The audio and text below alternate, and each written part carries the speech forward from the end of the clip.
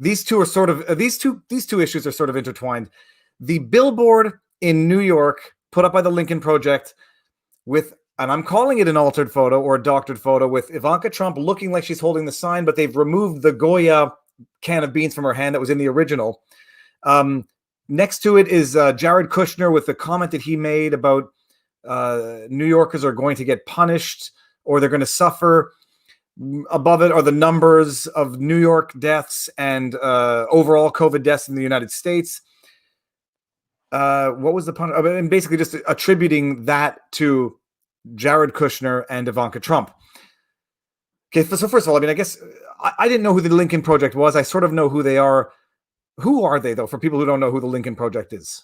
A group of consultants who claim to be, and many of them were, Republican political consultants who are against Trump.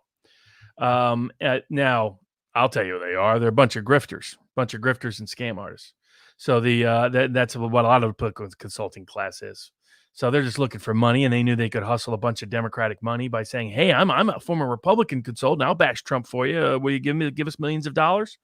And that's exactly what's happened. I think the last report was that most of the money that they've raised has gone to them personally, not to the political campaign TV efforts that money was supposedly raised on behalf of. Funny how the Southern District of New York doesn't find that to be criminal. And there's an actual nexus here because they're, of course, now advertising in the Southern District of New York. And what they did is they put up in a billboard about Jared Kushner that quoted him out of context and claimed that he wanted the deaths of all these people in New York. Clearly false. No, I mean, no reasonable person would even read that out of context quote and read it to that mean that. I clearly already read it in terms of knowing the intent behind it. But right, but maybe that's my bias, and I like Jared Kushner even though I don't know him from a hole in the wall. But easiest to prove libel case that I've seen in a while. So I mean, they attribute a statement to him without sourcing it that is false in its allocation and relationship to what they're saying he said, what he was talking about. Same with Ivanka. So like they're being all big and bold. I think they did it deliberately. I think that their goal was to get media attention to the story by spreading a fake news story, by getting Kushner upset to the degree that he might sue them, because they're mostly hoping and praying, and someone's probably given them the wrong advice, that they cannot be sued individually, but that the Lincoln Group will be sued and it will be out of money after the election. That's what it's a frightening news strategy. Deliberately libel someone to spread a fake news media story because don't worry, you can't be sued because your campaign will be broke by the time you get sued.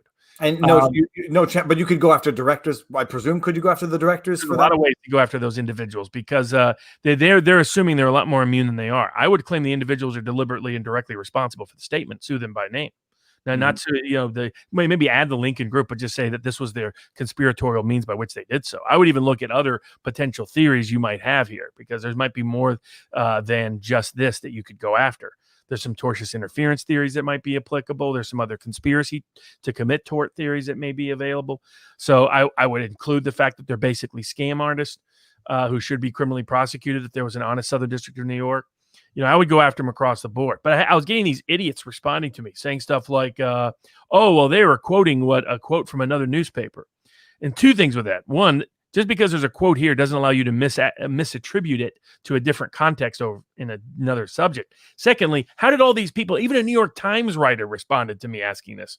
And I was like, did you not read the judge's order denying the motion to dismiss against the New York Times in the Sandman case, which specifically laid out that if you're quoting someone else and that quote is a lie, you are responsible too? It's amazing what journalists don't even seem to know. This is why I always recommend suing them individual, right? All these journalists are paying no attention to what's happening in the Sandman case because they're not worried because no journalist was named individually. They don't worry about that. That's insurance company, whatever. That's why you sue them individually. You notice that the corrections and retractions were more complete in the Amy Cooper case. That's because I have a reputation of suing people individually. And I've told people, if you get anything about that case wrong, I'm going to sue you personally. I'm not going to sue your employer. I'm not suing the insurance company. I'm coming for your reputation and your house. So that's what motivates them to care more about the truth. But it tells you how bad they are, that they didn't realize just because you read something somewhere doesn't mean you get to repeat the libel. And then someone else was like, it's funny these days. Politically, the First Amendment apparently exempts you if you're criticizing your political opponent. So, if you're criticizing your political opponent, somehow that's magically immune. No, it's not. If you're libeling someone, it's libel, and it doesn't matter where the politics falls. So Kushner has a very good claim, and I think, and Ivanka Trump does too. Kushner even stronger. But don't know whether he'll pursue it or not. But but I think it's worthwhile. I would go after them individually. Return the favor to these guys. It was beyond disgusting because it's beyond disgusting. It was a vicious libel. It said that he wanted, welcomed, rewarded, encouraged, and helped promote the death of hundreds of thousands of people. And when I say it's the most vile type of accusation, in the propaganda war, the worst thing that you really can do is, and not accuse your enemies of what you're doing to create confusion. Accuse your enemies of the atrocities that you are responsible for. It's been done all time and time again, using the images of the victims by the people who perpetrated it in the information battle, when people republish these images, not knowing they're in fact the product of the people claiming to be the victim. The fact that they would go after Ivanka and Jared for what is overtly, and this is not a political stance either, a policy failure by Governor Cuomo and the city mayor to a lesser extent, but mostly Cuomo, mostly from sending COVID positive patients back to nursing homes and requiring it by law, as we've discussed, and you made me realize, immunizing the facilities before. To go then and take that failing of that governor and try to blame it on your political adversary in a billboard in Times Square, it is nauseating. It doesn't make me jaded or cynical. That's just the game, but it's disgusting. Yeah, it's gutter level politics to a whole different degree. And that's why I'd go after them, go after all of them. And they're media protected groups of people. They're all grifters. They deserve to be exposed for the grifters they are, and make them pay some consequence financially and personally for these illicit behaviors, and to educate everyone else who might think about it in the future as a critical public deterrent. That's why I took the case for all the Covington kids that I represent, was to go after people individually to deter other people from doing it. And just the threat of suit got very famous, powerful people to retract and correct. So you can find ways to achieve that same objective by doing so. And so the one thing that actually gets the press's attention is a potential personal liability suit.